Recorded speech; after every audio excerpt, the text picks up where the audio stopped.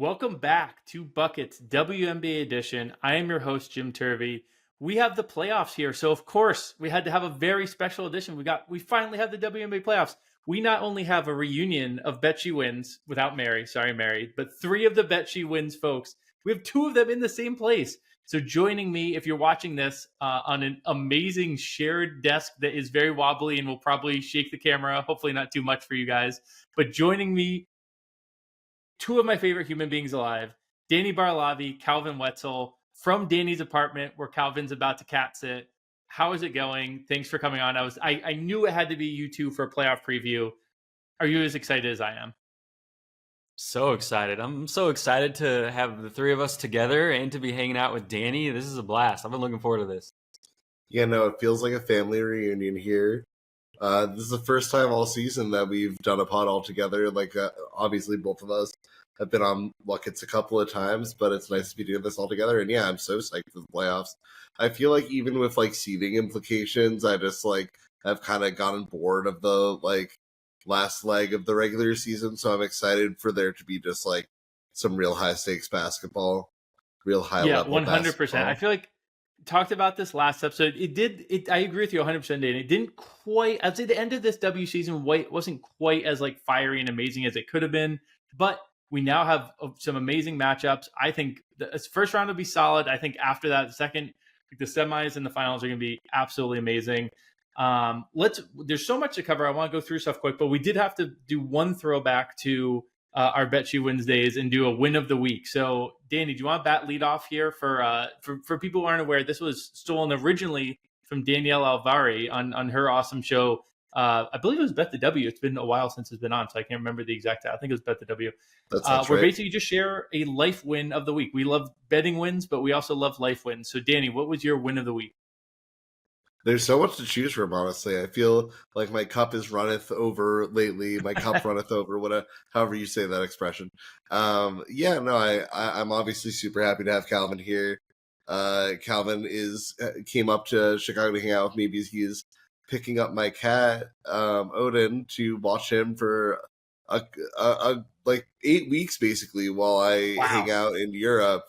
I'm going to Italy and then Spain, so that's an entire win on its own. Super excited to get over there. Super dreading the challenge of getting down while I'm over there and betting while I'm over there, but I'm gonna make it happen. We're gonna find a way. This is a W podcast, but you've been killing it on volleyball, so you are gonna have to figure out a way to keep that going. Calvin, what is your win of the week? I assume getting to see Danny in person. Are there any other W's of the week, or is that the big one? I mean, yeah, obviously coming and hanging out with Danny and getting to hang out with my boy Odin, who's just behind the camera over here, Danny's cat. Definitely a win. But also, Jim, you remember that steak dinner that we had, the three of us in Vegas, compliments of Julius Caesar from all of our betting? Do you remember when we talked about how Danny loves cooking steak and at some point Danny's going to have to cook us a steak? That's what we had tonight for dinner right before we got on here. I am intentionally giving you FOMO. You're going to have to come visit. But Danny cooked us up an amazing steak dinner, and honestly, that's probably the biggest win of the week. I'm genuinely so my L of the week is that I am not there with the two of you. It was a little over a year ago that we were all last together and did get to hang out in Vegas. That was a blast. I'll say my win of the week, obviously getting the gang back together. I think my win of the week is having the W playoffs. I am really excited for these to start. Like we have said, we're kind of spinning our wheels towards the end here, but I think these playoffs are going to be great. And I think there's some betting opportunities here. So let's go straight from there into the approaching the postseason. I want to, I've loved these mailbag questions throughout the past couple of weeks here, and I want to use a question from Rhonda that I thought was one of the best questions we got in. Which WNBA team has the best built roster for the playoffs, not just the regular season? So I kind of wanted to use that as a framing device. We're going to go series by series. We're going to look at, regular season matchups, how those went. We're going to look at some player prop stuff, some market leaders. But I do want to get your guys' thoughts. And I did a little write-up here, but I want to get to your guys' thoughts first on which teams are best built for the playoffs in the W, and how do you see the W playoffs as different than the regular season? In the NBA, it's such a talking point. It's basically considered two different seasons. Do you think the W is that extreme? Do you think it matches a little bit closer because it's 40 minutes instead of 48 minutes? What are your thoughts on NBA versus W and differences? Calvin, why don't you go first, and I'll swing to you, Danny.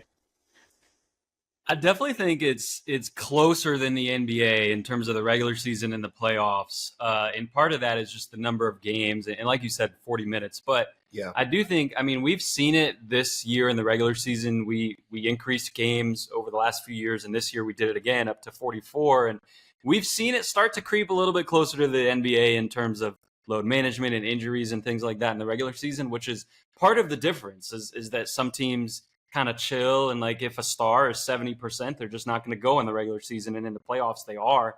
And so I do think that the W is getting a little bit closer to that level as we continue to expand and add games, that level of disparity between the regular season and the playoffs, but it's definitely not at the same level as the NBA right now. But the fact that it's getting closer, I do think there are some rosters that may be built better, and I don't know if I'm getting ahead of myself a little bit here on that question, if we're going to come to that. But the biggest thing that I think is just versatility. I think roster versatility, because in the playoffs, especially when you get deeper into the longer series, and we have a 7-game finals this year, first time ever, we potentially have a 7-game series in the W, and you get those adjustments. You get coaches mixing things up, and maybe game 1 the coach does this, and then in game 2 or game 3 a different coach hits back and does this. And so the coaches that have enough at their disposal in terms of versatility and how they can play and the lineups that they can play, they can go big, they can go small, they can go offensive, they can go defensive, things like that. Those are the coaches that I think, in the rosters that I think are going to be the best built for the WNBA playoffs. I love that. Danny, what are your thoughts on it? Yeah, in terms of the difference between NBA regular season and playoffs and WNBA regular season playoffs, we often talk in the NBA about like rotation shortening, and maybe a team that went like 9 or 10 deep in the regular season is shortening to like a 7 or 8 man rotation. In the W, there's not like that. You can't really shorten that much because of the 40-minute thing. Like, most teams are really getting the bulks of their minutes already from 7, 8 players in the W, just because, again, there's only so many minutes to go around. So I do think, obviously, you want to be the team that has the best top 7. You want to be able to go down to that rotation, but it's not as dramatic as shortening as it is in the NBA. One thing that I think in the WNBA, like again and again, just anecdotally, like when I'm watching the postseason, I feel like happens is the teams that really have like a great ball dominant, go out and get a bucket guard are the ones that make it far. And, there are so many great teams. I think of the Connecticut Sun of the last couple of years who, were super dominant, super historically, statistically impressive in the regular season, but when it came down to it, there wasn't someone that you were just going to trust to put the ball on the floor and get a bucket. So that's kind of what I'm looking for, like one like archetype I'm specifically looking for with a playoff-ready W roster. I do think a lot of teams meet that this year. A lot of serious contenders meet that this year. But that's one thing I'm always keeping my eye out for.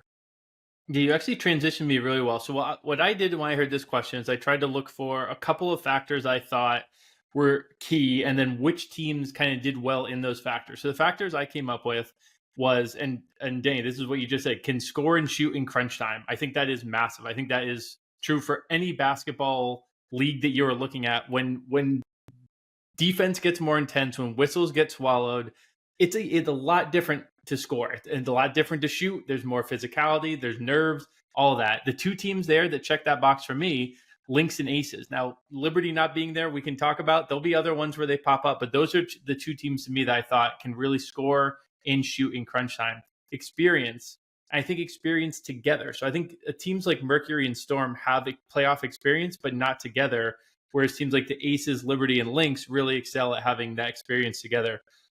Physicality, talked about physicality, kind of how that jumps in the postseason. You see the whistle kind of, less fouls called, even though it's a more physical version of the game. The Mercury and Valkyries are the two teams that really pop to me for really physical teams.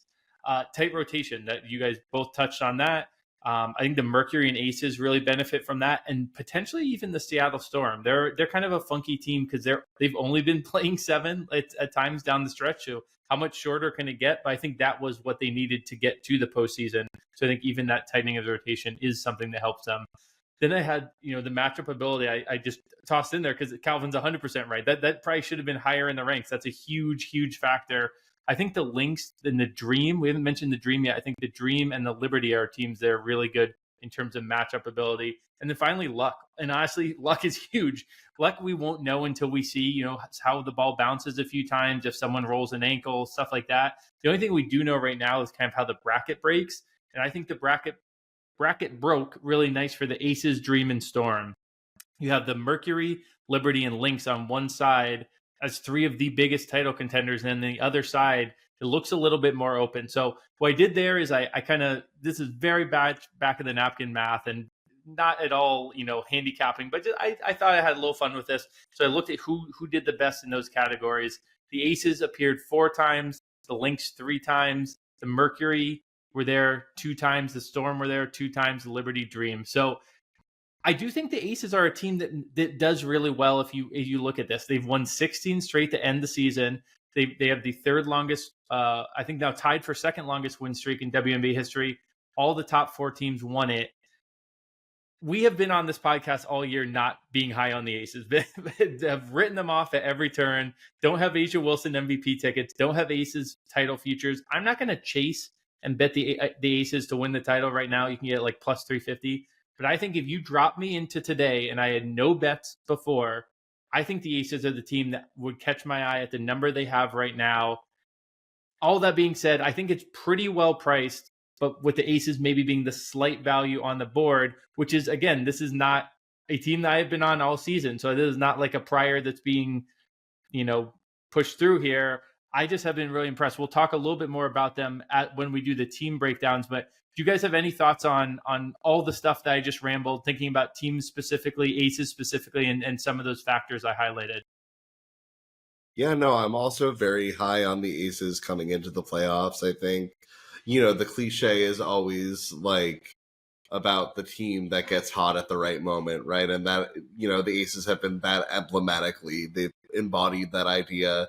They were a 500 team on August 2nd, and now it's, a couple of days before the playoffs, they cleared 28.5 wins, which was one of our preseason bets on them. Miraculously, they're so hot. The narrative is on their side. It feels like maybe they had kind of a motivation issue, just like kind of trouble reaching another level for a lot of the season. And then, Asia Wilson came out and said, if you don't want to play basketball, don't show up to work tomorrow. Everyone kind of fell in line. They made some really good moves, bringing in Melissa Smith. And yeah, I mean, everything's clicking. They look like the Aces of yesteryear. They look like the Aces that won 2 back-to-back titles. Asia Wilson is playing absolutely out of her mind. She's the best player in the world and is playing her best basketball. I'm afraid of the Aces if I'm any other team facing them, especially if I'm, some of the teams that came into the season, if I'm the Lynx, if I'm the Liberty, I really don't want to see the Aces. Yeah, I'm 100% there too on the Aces at this point. And, like you said, Jim, the bracket opens up for them really nicely, and you're going to see them favored no matter how things shake out until the finals. If they keep winning, no one's going to be favored over them until potentially they face the Lynx. And also, when you look at that win streak, it started with the worst home loss in league history, losing by 53 to the Minnesota Lynx. And I think the Lynx didn't do anyone any favors, including themselves, when they ran up that score. First off, they left Nafisa Collier in, and she got hurt in that game. Yep. So they didn't do themselves any favors. They didn't do Fee any favors. And they didn't do the rest of the league any favors because they really poked the bear. And I think that loss, losing by 53 on their own floor, they had some other losses up to the season, where they were frustrated. They were feeling like this is not the same championship team. We need more effort. But that 53-point loss is the one that really kind of woke everyone up and got everyone together and said, like, this isn't this isn't Aces basketball. And since then, it's been a totally different ballgame. 100%. And so I actually want to use that to transition into the series. And I was actually going to go with New York and Phoenix as the first one we covered because I think it's kind of the marquee series and it's the one that we have series props up for. But we're talking so much about the Aces. Let's stay on the Aces. Aces and Storm. I think this is probably like the second marquee matchup. Maybe this is because I can't give up on my beloved Storm and I do see the potential on that roster. But I really wanted to look when I did this preview for this matchup. I really wanted to look at what happened for Vegas at the start of this win streak. There's a couple narratives there. Jewel Lloyd moved to the bench not long after NaLyssa Smith was brought in, or even right before. So you've got the Jewel Lloyd thing and the NaLyssa Smith thing. I wanted to zoom out and just look statistically. So if you look at their shooting before this streak started, they were 14 and 14. They were shooting 42% from the field, 32% from three, 83% from the line. Since then, they've been 47% from the field, 39% from three, 82% from free throw line. Free throw line stays the same, which makes sense. That's the least volatile of those. 3-point percentage, the most volatile. That's a 7-point jump. That's very notable. But the percentage on twos jumped almost as much. It went 48 to 53%. That's something that's a little less volatile. I think that's pretty telling. Alongside that, the playmaking. They went from 18 assists a game to 22 assists a game while eliminating 2 turnovers a game. So their assist to turnover ratio skyrocketed. Add it all together, and what you get is an offensive rating that went from 101, which would be 11th this season, to 114.1, which would be the 3rd best ever. And again, offensive rating is weird, and it can be calculated in different ways in different spots. But the point being, it went from a very bad offense to like a borderline all-time offense. And the crazy thing is the defense made a jump too. So I thought this was all on the offensive side. Before I looked at the numbers, the narrative I kind of heard was the offense improved, but the defense is still pretty sus. Well, the more you dig in, the defense improved a lot. They went from a defensive rating of 104 to 98.9. This is incredibly notable as well. This is the equivalent of jumping from 10th this season to 2nd this season. That's, again, like bottom 3 to top 2. That's a huge jump. The shooting, 44% from the field, 35% from 3, 80% from free throw and before, down to 42, 27, 84. So that's mostly driven by the 3-point defense. Now, is some of that a little bit of luck? It could potentially be, but some of that could also be effort, getting out on those closeouts, getting a hand up. We see a team like the Lynx year after year do well defending threes because they're a well-oiled machine on defense that is communicating, getting folks out to shooters, and is able to actually hold teams to a better 3-point percentage, or worse 3-point percentage than you would imagine. I just rambled a bunch of numbers there. I know we've been talking Aces. If you could rank the factors of like Jewel to the bench, NaLyssa coming to the team, simply shooting luck, Jewel getting comfortable, what factors do you think are part of that turnaround, and do you think they translate to the playoffs? Danny, you want to go first? Yeah, I think a big part of it is bringing NaLyssa in, not necessarily because of her play, even just looking at some of the other players on the rotation, and I'm not going to name names, but looking at some of the other players that were getting major minutes before you bring in NaLyssa and get to put NaLyssa next to Asia in that starting 5, and looking at some of the players that were either playing like 20 minutes a game before and then playing like single digits or no minutes after. On offense especially, it's super preferable, and I feel like I just have to say, yeah, Kia Stokes wasn't defending on the level that you had. It's like, you're really dancing around this. Are you just going to say the name? Yeah, no, I got to name names at a certain point. Kia Stokes wasn't bringing on anything on offense. She's known as a defensive specialist, known as one of the better post defenders in the league. She wasn't bringing that at all this season. She was kind of, bringing nothing on the floor when she was there. And you had the opportunity to replace her with any other player. And that's what you got to do with NaLyssa Smith on the floor. So I think that was a big part of it. I think the Jewel moment meant a lot vibes-wise, and not as much as it. I think that clearly she played better off the bench, but just this idea of like sacrifice and the idea of this veteran that had, led the league in scoring not that long ago, saying, I'm not playing my best basketball. I have to take a step back. I need to, be on the bench at the beginning of the game, watch the game develop, come in, try to be a microwave off the bench, be, that Lou Williams-esque 6-player scorer. I think that's inspiring to that entire roster to see her willing to take that step back. And, it kind of just reminds you what everyone's there playing for. Everyone's there playing for a title. They had all won together before except for Jewel. And I think her being the one to step up and say, I'm going to take a step back, really awoke something in Asia, awoke something in Jackie and Chelsea, and, all down the roster. I just think that was a paradigm shift, and it seemed like everyone was playing more as a team and more together and more towards one unified goal after that happened. Well, it's so funny because I was looking at today, that core four, that Jewel Lloyd, Chelsea Gray, Jackie Young, Asia Wilson, they were playing 17 minutes a game together before Jewel went to the bench. After she went to the bench, they're playing 16 minutes together. It's not as if they're playing less minutes together. Exactly. So it's weird to see, but the jumps are undeniable. I mean, Asia Wilson went from 22 points a game to 26 points a game. Her rebounds went from 9 to 12 a game. Her assists went down too, which I think is actually notable. I think she said, I have to stop kind of moving the ball around and just kind of take over. I think the Asia takeover was very real. But then we saw Chelsea Gray, 4.5 assists to 6 assists to almost 7 assists a game with Jewel off the bench. So I think it just things flowed better, even if the minutes almost stayed the exact same. Jackie shot better. What if that was, just she had bad luck to start the season? What if it was she had good luck to end the season? It's a little hard to know, but I think the win streak is clearly viable. It's a 16-game win streak. More than half of those were against playoff teams, and 6 against legit contenders. They had a 6-point home win over the Liberty, missing Stewie. But they had a 3-point road win over the Mercury, 2-point home win over the Dream, no Jordan Canada, 22-point home win over the Mercury, 6-point road win over the Dream, and a 10-point home win over a healthy Lynx team. Again, a Lynx team that didn't need it for seeding or anything.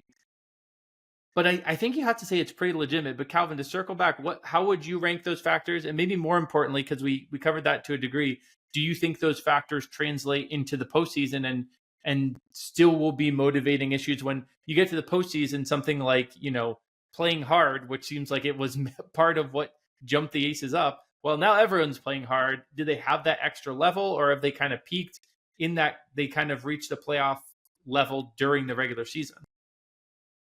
I think it does translate to the postseason, and I do think they have another level, to be honest. But in terms of all those factors, I mean, if Danny ended up not saying it, I was going to say it, that Kia Stokes, having her off the floor. And aside from the defense that Danny talked about, like our friend Owen Pence has pointed this out, that everyone else who you're putting on the floor, regardless of how they are as a basketball player and whether they are a better all-around talent or not, Nilissa Smith, Kirsten Bell, Aaliyah Nye, some of these role players that they're putting out there, whatever else they do or don't do, they are at least competent three-point shooters. They may not be elite three-point shooters, but they're not the type of shooter that you can completely ignore and your defender can roam and play 20 feet away from you in the way that you can with Kia Stokes. And so with any of those other players on the floor, you have 5 players now on the court who are anywhere from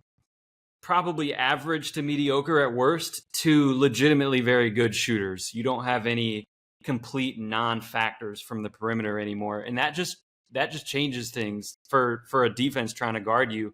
That stretches you. And I think that's been like one of the biggest factors for them. It is just that now, like even Kirsten Bell, she doesn't really do a ton at a high level, to be honest, on a WNBA court. But you can't completely ignore her. If she's wide open with 5 seconds to shoot, she can knock it down. And like same with Nilissa Smith. And so I think that's been huge for the Aces. And that's a big deal in the playoffs too. You need players who can shoot, because at some point, a defense is going to have to pick their poison. They're going to have to leave someone open. They're going to have to dare someone to score. It's not going to be Asia. It's not going to be Jackie. And so if your fourth or fifth player on the court can at least sort of do that, that gives you a huge advantage, I think, in just another dimension. 100%. Now, all of those things being said, I do want to kind of make the case for Seattle here, because Seattle is my kryptonite. I'm with Danny, but go off, Jim. The season series was split 2-2 with a point differential 18 points in Seattle's favor. Now, only one of those came after Vegas flipped the switch, and it was a 4-point win for Vegas, but a 4-point home win for Vegas. That basically has the teams being even. Now, it's a one-game sample. We can't go off of that. But if we look at the regular season matchups, they played each other pretty even. They each split. They each took a road game. They each took a home game. I think the path here for Seattle is this. I think Skylar has to be more of a creator, and I think it really comes down to, and this might be bad news because as hot as she started off the season, she really slowed down in the second half. It's Gabby Williams scoring. So the Storm are 2-9 when Skylar has fewer than 5 assists, and they're 4-10 when Gabby has fewer than 10 points. Those things often align because Skylar is often creating for Gabby. If Gabby's scoring, that's good news for Skylar creating. They kind of go hand in hand. And I think on the defensive side of things, they really just have to take out A'ja Wilson. I want to see Noelle Quinn just put bodies on A'ja Wilson. And I think with some great players, you're like, all right, anyone but sometimes it's like let the great player go off. We'll take away everything else. You don't want that with the Aces. In the 2 wins that Seattle had this season, they held her to 11 field goal attempts a game. In the 2 losses, she had 23 field goal attempts a game. When Asia's taking shots, that's good news for Vegas. They're 12-1 in Asia's 13 highest field goal attempts games this season. What you really want to do is crash. Have Ezzy on her, and then have Gabby coming in with reaching hands. Have Erica Wheeler come in with reaching hands. Have it be that Kirsten Bell has to make those threes to beat you. Even Jewel Lloyd. I would rather the Jewel Lloyd 3 than A'ja going to work and getting up 25 field goal attempts, I think. So I really want to see if Noelle Quinn, we'll just say like, A'ja, you're not getting more than 10 field goal attempts against us.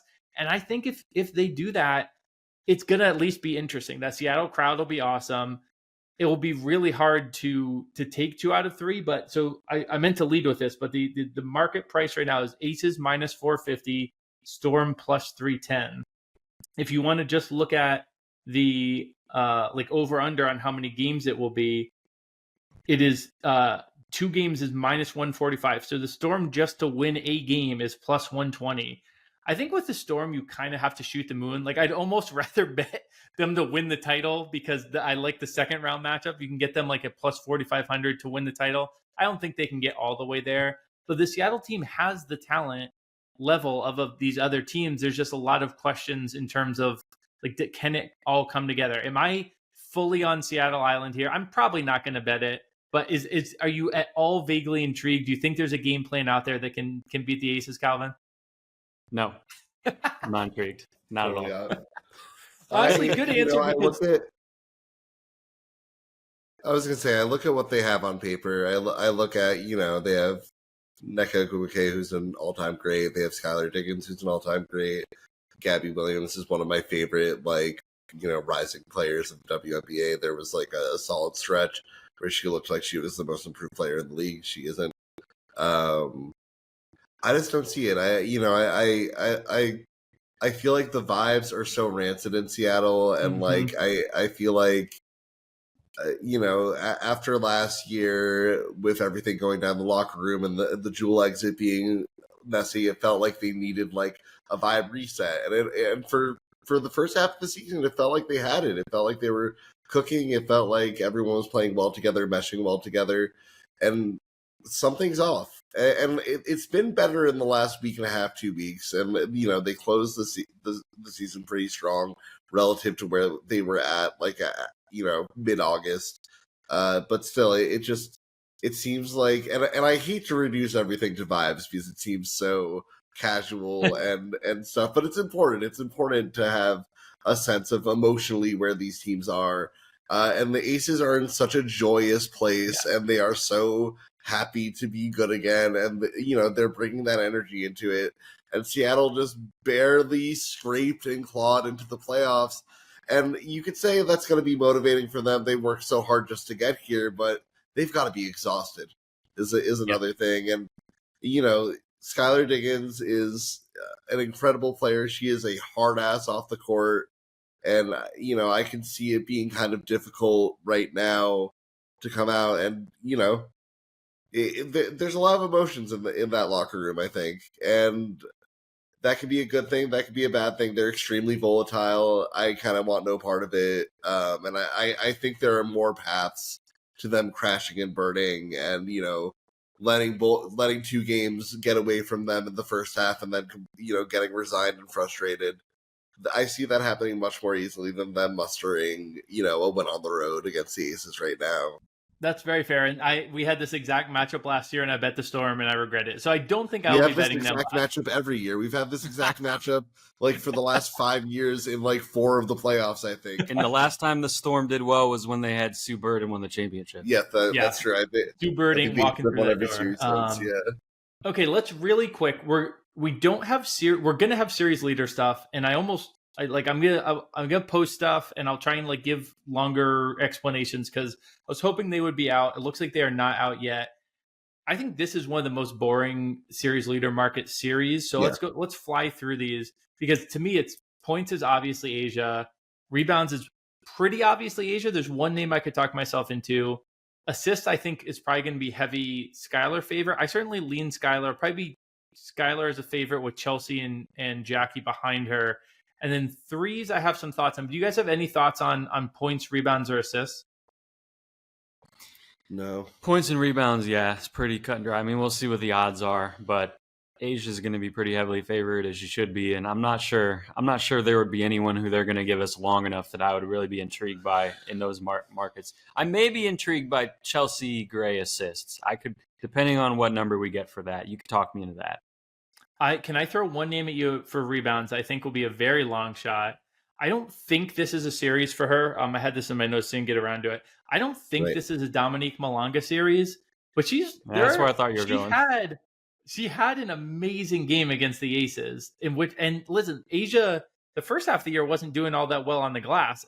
Is there any, if that's 150 to 1, I'm probably sprinkling it. Is that catch your eye at all, or do you think it's not serious for Dominique just yet? That's a huge number. I don't know if you can stay away at 150 to 1, but I don't know if we're getting 150 to 1 for anyone who's getting real front court minutes in this series. And I'm not sure that she even is.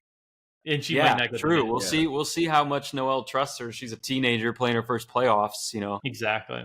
So let's skip to the one that I think is possibly the most interesting. Who would you guys make the 3-point favorite in this series? I'm putting you on the spot a little bit, but do any names come to mind here? This one is very interesting, and Danny and I were talking about this just in general for all the series leaders that we're going to get to. 3-game series. Yes. There's going to be some variance. You're going to have some long shots. And of the 4 stats that we're getting them for, threes is by far the most variant one. So someone in one of these series is going to be plus 3,000 and take this market down. May or may not be Seattle, Las Vegas, but it's probably going to happen for someone in the first round. There are a lot of players in this series who have a shot because they don't have the Ryan Howard, the K-Mac, the Sabrina, no one on that type of tier is playing in this series, but most players on the floor at any given time are going to be capable of shooting. So it's really tough. I would probably say Jackie for the favorite, but no one should be anywhere close to minus money in this. No. Yeah, I agree 100%.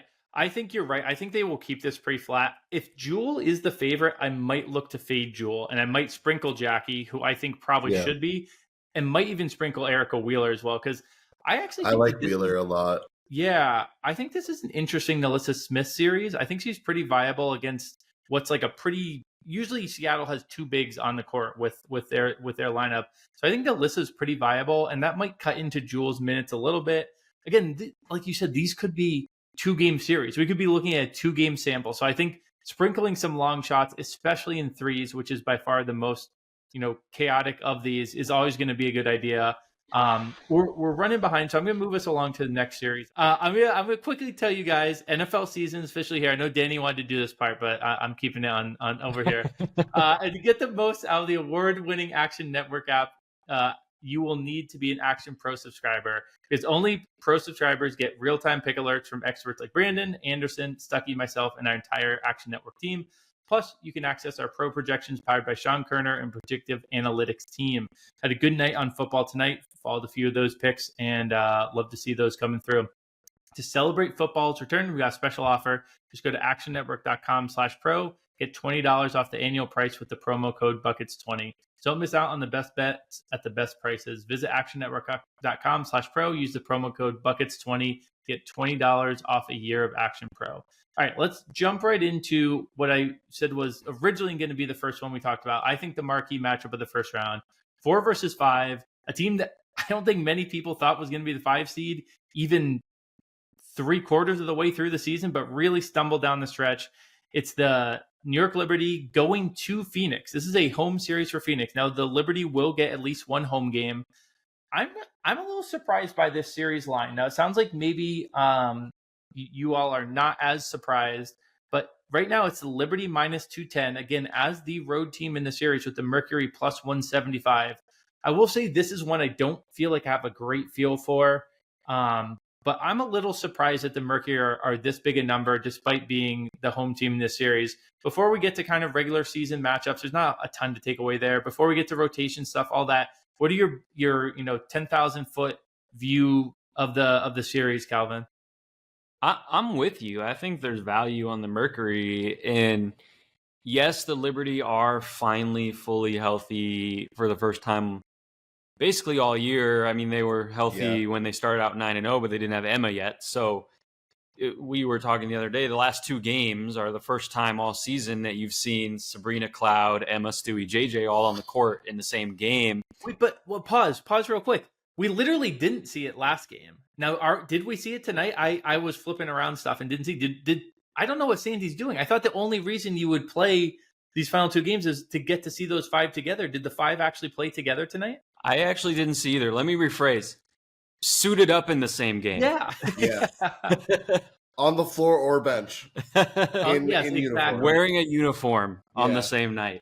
That's a great point, Jim. But I think like this line is basically just reflecting the talent on the floor. It's reflecting the fact that the Liberty have all this healthy talent now, and they haven't for a lot of the year.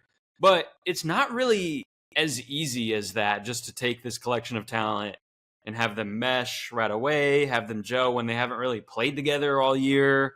We've seen this in a lot of sports throughout as long as I've been following sports in my life. Like, sometimes talent takes a little while to figure out how to play together and figure out how to click.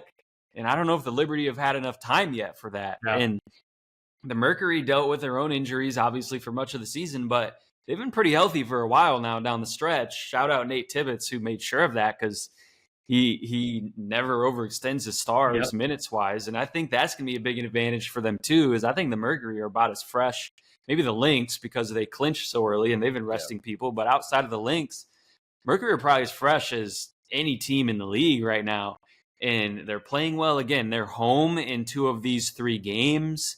And they're perfectly built, perfectly constructed when you talk about all the shooting that they have around Alyssa Thomas, who is absolutely dominant in terms of her ability to get into the paint, to create, to find people, and what she's done, leader in assists this year, and set a record by far, wasn't even close, in all time in the league in assisted threes.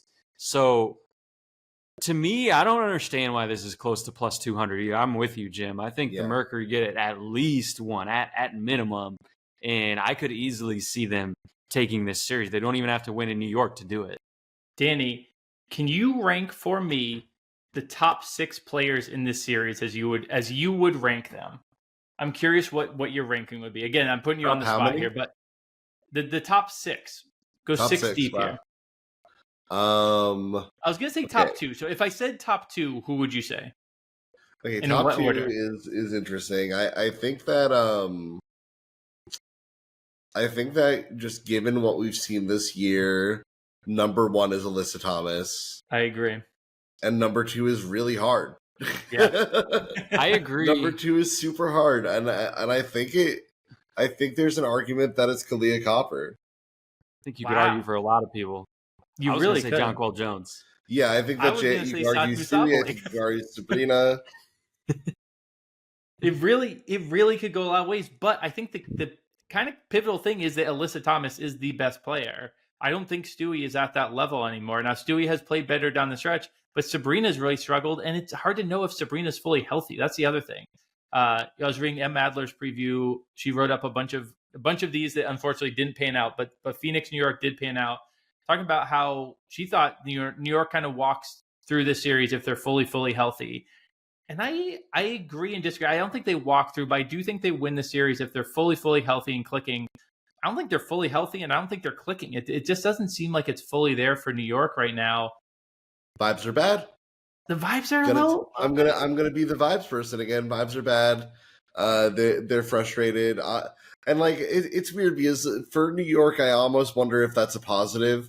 Because a lot of the times when they haven't looked like they're playing to their full potential in the past, it's because they've seemed complacent. It's because they're playing opponents that feel beneath their talent level. And so I kind of do wonder if, in a way, like coming in as the 5th seed and being like, okay, we genuinely have a chip on our shoulder. We genuinely are being counted out by a lot of people, and we're the most talented team in the WNBA. If they can turn it into a positive and, you know, use that as bulletin board material, that's amazing. But I can also, again, see them, you know, really being like, I guess this isn't our year, and kind of getting into their own heads. Another thing I'll say for New York while I'm talking about it, and I also think the value is on Phoenix here, on the Phoenix side. I really like playing 3 games here. I don't see either of these sides sweeping for sure. But another thing I'll say for New York is the Alyssa Thomas Brianna Stewart matchup is a little bit rough for AT just because of her physical limitations with her labrums. It seems this has been a long-standing thing I've said about AT many times, but it seems like in these games where she's called upon to defend another really dominant forward or center that can, you know, create their own jump shot a little further away from the basket, it seems like, you know, she can't lift her arms over her head to contest that. She's physically unable to. And, you know, for all the amazing things that she's able to do despite that limitation, I do feel like guarding stretch forwards is a little bit of a weak spot for her. And I don't know who else you put on Stewie. Yeah. Yeah, I'll say 2 things off of that. I agree. I highlighted that matchup as the marquee matchup as well. And actually, both players have scored very well. So it kind of goes to your point about, like, Stewie is able to score very well this season, especially, and even in the past. Stewie has had success against Alyssa Thomas, but Alyssa Thomas has actually done very well as well. So I wonder if that's almost like the 2 Goliaths play great. To me, the 2 more mercurial types are in the backcourts, and I think it's Kalia Copper and Natasha Cloud. And I think we've seen Natasha Cloud do some crazy stuff in the playoffs. So yeah. I wrote down, I thought I remembered that she did crazy stuff, and I went and looked, and it's even crazier than I thought. So here's her regular season versus playoff points per game in her career. 2019, she goes from 9 points a game to 13.1. 2022, 10.7 to 18.5. 2023, 12.7 to 18.5. And then last year, 11.5 to 24.5. So Natasha Cloud is the type of player who really seems to kind of save that scoring punch in particular for these big moments. We've seen Kalia Copper do it, finals MVP. To me, that is the real pivot piece, is which of those 2 guards who have incredible ceilings and have shown an ability to get up in the postseason has more success in the series. And they might even be cross-guarding each other to a degree. Calvin, what do you think of these 2 matchups that highlighted, and are there any other matchups, and how do you feel about who has the edge in all of them? Yeah, I love that matchup. And Natasha Cloud, I was going to bring that up too, has had some incredible playoff performances as recently as last year for the Mercury against the Lynx, if I remember correctly. Mm-hmm. I don't have the stats on that one, but I want to say she got close to a 30 piece, if not got there. But what I'm interested in is, so we were talking about AT versus Stewie. I think there's a scenario where you can avoid that matchup if you want to, if you're Nate Tibbetts. And what I'm interested in is how he kind of employs his front court, because Natasha Mack has been playing absolutely phenomenal basketball down the stretch. And you have DeWanna Bonner off the bench. And I think that gives you some front court versatility if you're the Mercury. And you can have Mack out there. You can have Satu Sabali. And if you want to put AT on the 3, you can have regard Leo, Phoebish, or whoever else. You can also bring in DeWanna Bonner and go small and kind of space them out if you want. So, I mean, I don't think they have more matchup versatility than the Liberty do. But I think everyone kind of knows that the Liberty have like as much versatility as maybe anyone other than the Lynx in the whole league. Maybe even as much versatility as the Lynx in terms of like how they can play and what they can put on the court and different looks that they can throw at you. But I think the Mercury sneakily kind of have that too, even though they're not really thought of as like this deep team, and they're really not a deep team. But I do think that they have a few different dimensions that they can give you. And so I'm interested in what the matchups are going to be, because I don't think it's obvious, and I don't think it's going to be the same game to game throughout this series. I think it's going to kind of go by the flow of the game, and Nate Tibbetts might try some things out, and I think he's got a lot in his bag. So that's what I'm really interested in. I love that. I'm going to transition us into series leaders. This is the one we do have numbers out for at DraftKings. Love seeing that. I'd love to see it come to other books as well. So fingers crossed, but I don't have the highest hopes. We'll see though. I have a couple of bets I like here. One that I really like, and then a couple of sprinkles. I know you guys were able to look this over as well. I'll defer to you all to start. Anything grab your eyes here in any of these markets? Yeah, well, I was kind of looking through our model today, Danny and I's model, before I left and headed over here to Danny's, and I didn't have a ton of time since I was in the car driving to Danny's to really like tweak everything and get into like the nitty gritty and dive into all of this beyond what the model says from a basketball perspective. But I just jotted down some stuff that the model likes, and there's a couple that really stand out to me that my gut reaction is that I agree with the model. I like this. But JJ is plus 4,000 to lead in scoring. Again, we're talking about a 2 or 3 game series. JJ is among the players that we think is potentially the second best player in this series. Obviously, there are a lot of players that are typically higher scoring than her because she does so much else. But we've seen JJ have plenty of games where she gets cooking from 3 and she starts going to work, or maybe, you know, on the offensive glass, especially if the Mercury do try to go with that small lineup. And she could easily have a game with 25 or 30. And you in these short series, if you have one game with 25 or 30, you're going to be in the running for leading scorer of the series, especially if it ends up being 2 games. So plus 4,000, that's really long. That's what I'm interested in. Satu is plus 900 right now. The model likes that a little bit. I think it depends on how much run she gets, but I'm sure she's going to get a lot more run than she did in the regular season. I think Nate Tibbetts was kind of saving her. Threes leader, Satu as well, and Kalia Copper. I think Liberty 3-point defense has not been that great this year. And again, you play next to AT, you're going to get a lot of 3-point looks. So Satu's plus 1,200 and Copper plus 350. I could see this series being the one where I talked about. I think one of these series you're going to have someone that's a super, super long shot take down the threes leader market. Yep.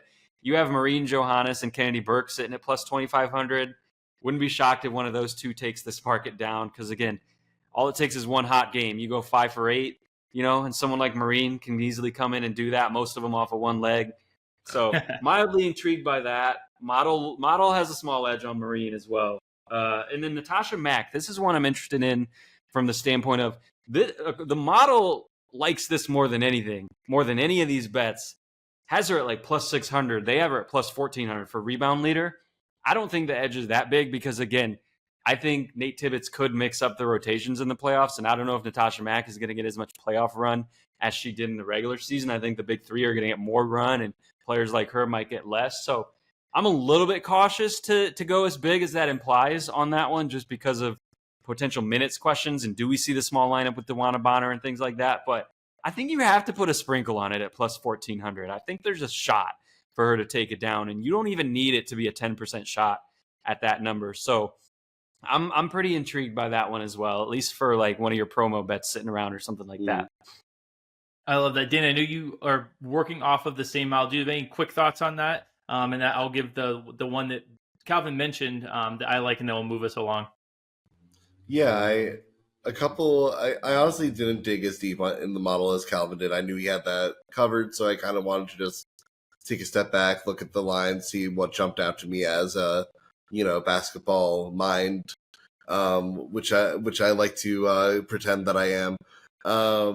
But I thought that minus 150 for Alyssa Thomas was not like obviously that's an odds-on favorite in this market, but I'm sorry, again, this is rebounds. Minus 150 for her to lead the series in rebounds. I mean, she's an incredible rebounder. I can easily, if it goes to 3 games, I could see her getting to like 36 rebounds in the series, 30 to 30, like, high 20s to low 30s, mid 30s. Obviously, the triple-double chasing goes away a little bit in the playoffs, but she is kind of naturally a triple-double machine. I saw that she's like minus 1,600 or so to lead the series in assists, and I don't think that it should be quite there for rebounds, just because there is the Jonquel Jones factor. She, if she gets more run, she could be a Natasha Mack, as Calvin said, but I really do think this should be closer to like a 400 or so for AT, so I do like a little bit on that minus 150, and then as you alluded to, and I'll let this segue into, this might not be who you're talking about. If so, that's going to be embarrassing for me. But I do like Natasha Cloud to lead the series in scoring a little bit. Because as we keep saying, it just takes one crazy game. If she goes for 25 in one game, that might be enough to set her aside if there is a lot of scoring variance across the board. Cloud at 100 to 1 is 100% one of my bets. Yes. I like. I think it's just a sprinkle, and in part because my favorite bet is Satu at plus 900 for points. We talked about how Tibbetts has limited her minutes all season, but Satu ranks 4th in points per possession, points per 100 possessions this season, behind only Asia, Fee, and Kelsey Mitchell. So when she is allowed to get out there on the court enough, she is a truly elite scorer. I don't think Sabrina should be the favorite in this market. I think there's value a couple different ways. Sabrina just has not looked good. The health thing, the shooting thing, it's just not really there for her right now. She very well might lead it, but I don't think the might should be. I think she's plus 155 in a series that the books say is only going to go 2 games. So I think that there's a lot of value on. I love the Cloud 100 to 1 as a long shot. Don't bet as much as on the others, but as a sprinkle, I think it's really fun. All right, we have to fly through these next 2 series. So let's really quickly go through Minnesota, Golden State. We saw these 2 teams play again tonight. The Valks, I want to point this stat out, and it will sum up how I feel about this series, unfortunately. Valks against Minnesota, New York, Las Vegas, Phoenix, Atlanta, the Big 5. They're 3-16. They don't get a true home game. If you haven't heard by now, they have to play their home game in San Jose. I don't think we have to spend a ton of time here, unfortunately, because I see this as a sweep. It's minus 250 for the Lynx to sweep. That's probably priced about right. The market is all over the Lynx. I'm all over the Lynx. You guys have any thoughts? We can do quickly series leader stuff, but do you have any thoughts on the series in general? Am I flying past it? I know Dano said Dano thinks the Valks are going to take a game. I don't see that, but how do you guys see this series? My only thought is that in theory, I agree with you, and the math agrees with you, and the logic agrees with you, and in my head, I agree with you, but I'm not putting any money on it because I'm not betting actual dollars out of my wallet against the Golden State Valkyries. So I'm just going to enjoy this series from a basketball perspective because as soon as you put money against the Golden State Valkyries, Natalie's going to work some magic. So it's not happening for me, but if you have to bet this, I think the value is on the Lynx. I am super excited to see playoff Natalie, but it's coming against playoff Cheryl is the only thing. So, Danny, are you on the same page?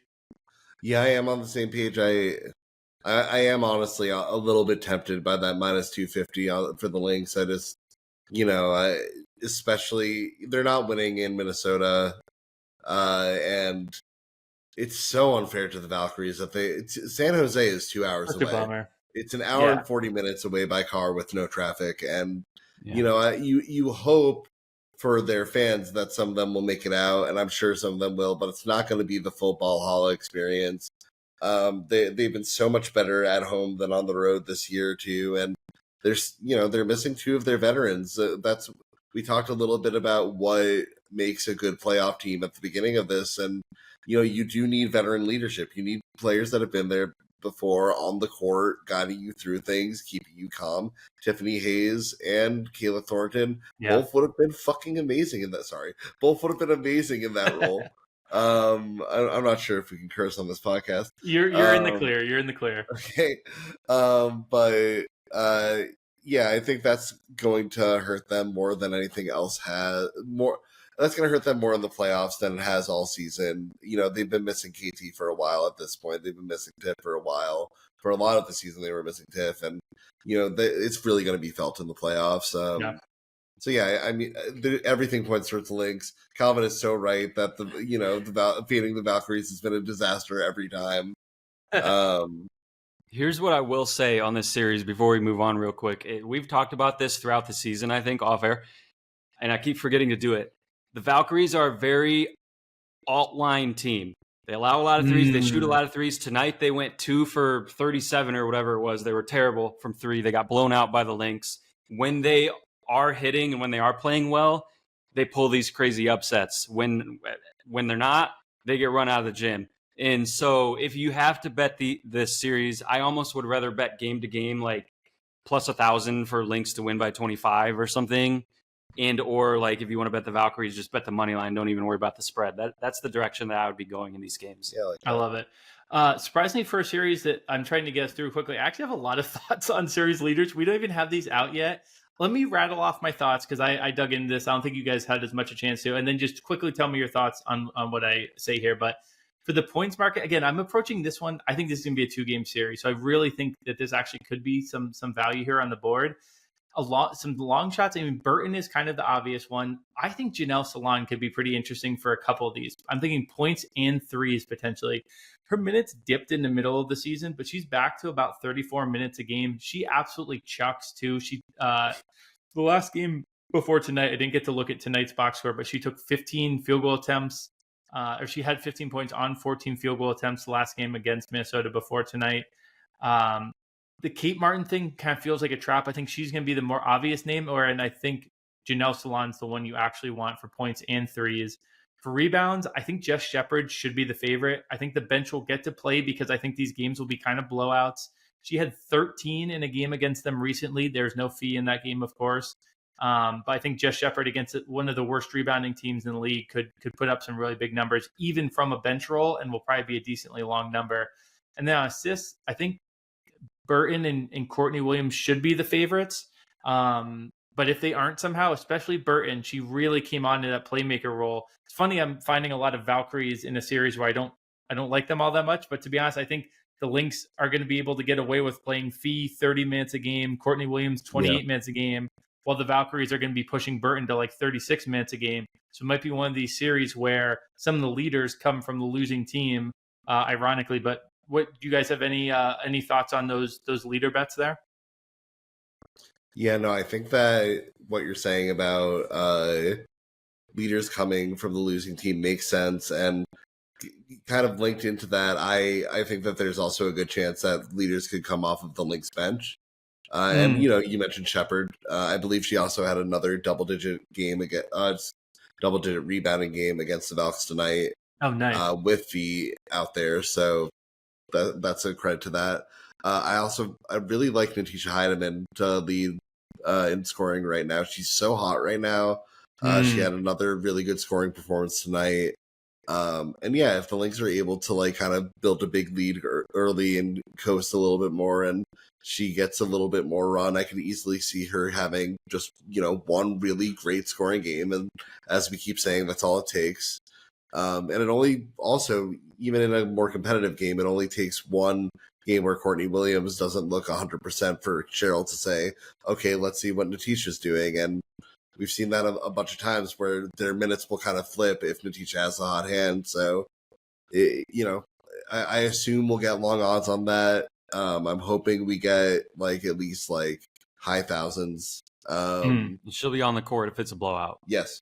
Yep, 100%. All right, let's move real quick to the last series. I left this as the last series kind of purposely. The joke in the NBA is they call one series the NBA TV series.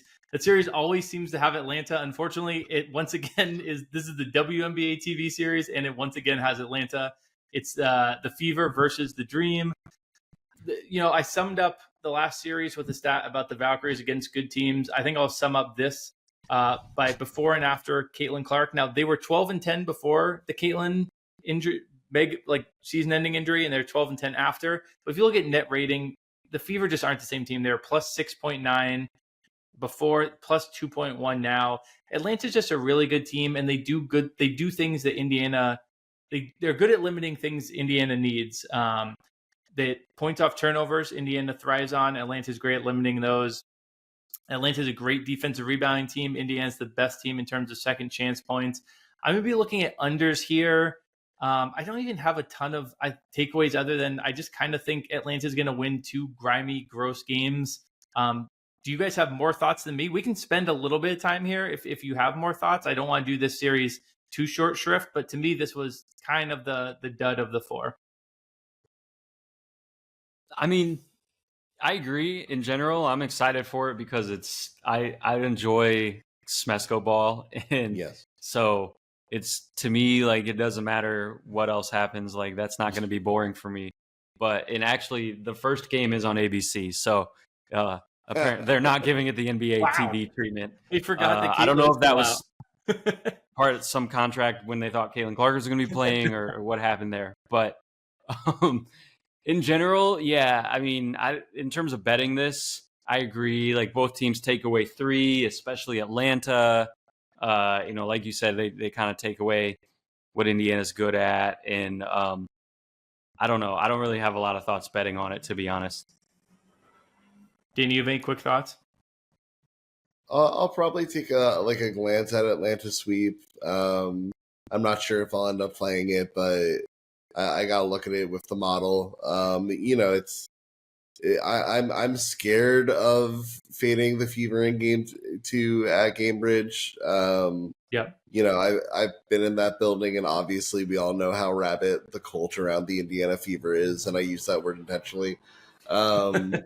But they have an amazing home court. I can't disparage that too much. I do think, based on what we've seen from both of these teams and based on what Indiana is missing, I mean, they'll probably have a starter that came on in the last couple of weeks in Odyssey Sims. Yeah. I don't see them pulling it together, which is a shame because, this season should have looked very different for this team, obviously, and I like to crack my jokes or whatever, but it's really a shame what happened, and we as basketball fans were really robbed of seeing something pretty special from the Fever this year, I think. Agreed. But yeah, I think the train ends here. Agreed. This is a team giving legit minutes to Aerial Powers, and that's not a shot at Aerial Powers. She just hasn't really been an established player in the league in 7 or 8 years. It's been a long time since she has been a really productive player in the W. A few quick things on this. So series price here is the Dream minus 425, Fever plus 310. That plus 310 is the exact same as the Seattle Storm. Which team would you guys say is more likely to advance, the Fever or the Storm? Fever.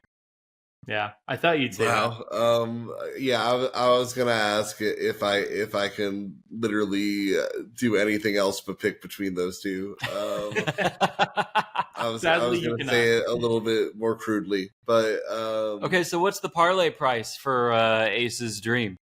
Yeah, I was reading your mind. It's minus 200.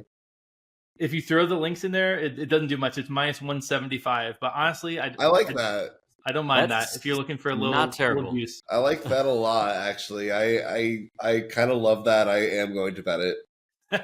I will say part of the reason I didn't spend as much time here as well is the regular season series. There were just no takeaways. So I was trying to look at all these regular season series, see what we could take away. All 4 of these games were with Caitlin and with Brianna Jones and Brittany Griner both starting. So not relevant for either team. I don't want to disparage the series too much. I do think it could be, relatively interesting. Let's do series leader stuff really quick. I think Kelsey Mitchell will be the favorite for points, but again, Atlanta limits threes and fast breaks. I've got a name that I want to look at for points and rebounds, and again, it's on the team I think is going to be losing. I don't think that this is. I probably should do deeper research on how often this actually hits, but I think this is a name that, again, it's a player who sees her minutes kind of vary at times during the season, but has a high ceiling, and I think is actually a pretty good matchup. That's Natasha Howard. I think Steph White could put Natasha Howard out there to kind of draw Brittany Griner on the court and get Naz Hillman back to the bench. I think that Natasha Howard actually could be kind of decent. If we see really long numbers for her for points or rebounds, she is able to pop at times. Did you guys were you able to get any thought into these series leaders, or this was too far down the line? We don't even have these out yet. Jim, are you aware that it's 2025? Tosh washed? Is that what you're telling me? I mean, hey, she was the Commissioner's Cup MVP. So she was. Yeah, no. In 2025. She has that single game potential, and if it's a 2-game series, all you need is one good game. So I don't hate that. I was talking to Danny earlier, and we both think this is another series that could have a long shot take down the threes market, just because with the way that both defenses take away the three, the threes leader might only make like 4 or 5 in the whole series. There might be someone who's like 5 for 11. While Ryan Howard is 3 for 75. Exactly, yes. Ryan Howard will shoot more threes than everyone else combined and probably not take down this market. But I like Naz Hillman on this. I mean, we don't have numbers yet. We'll have to see. But I assume she's going to be a long shot. I think she could be one who, the way that she's been unleashed from 3 this year, that could be that long shot that cashes this market. If you get it like a 4-digit number. Other thoughts, other players that popped into my head with the same idea, Odyssey Sims. If you're really hedging on taking the 3 away from Kelsey Mitchell, that could open up a lot for Odyssey. And then Lexi Hull. It just seems like they're always trying to get Lexi Hull going from 3.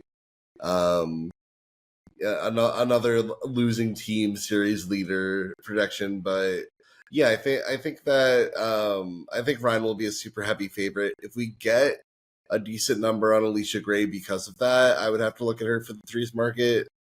That's 3 of the top 5 in total threes this year, by the way. Yeah. Kelsey Mitchell, Ryan Howard, and Alicia Gray. Yeah. Is it possible that they'll all be the odds-on favorite for this? Yeah, there will definitely be a little room for a long shot here. So that's a fitting place to end. I'm hoping Naz cashes another long shot for us before too long when we get those awards markets. Hopefully she crosses the line for 6th Player of the Year. We will wrap it up there. Went a little bit long, but it's playoffs. You gotta do the due diligence, and hopefully we really focus on some of those early series that really are going to catch our eye. But I think we're all excited to have the playoffs finally here. Like Calvin mentioned, starting on Sunday, some ABC games. Do you know other channels are going to be on, Calvin? Have you looked at the schedule? I haven't looked. I could check right now. I don't know off the top of my head. I just saw that one. You're all good. It'll probably be Amazon Prime. Ion, yep. If you're watching on YouTube, make sure to like and subscribe. If you're listening as a podcast, rate and review.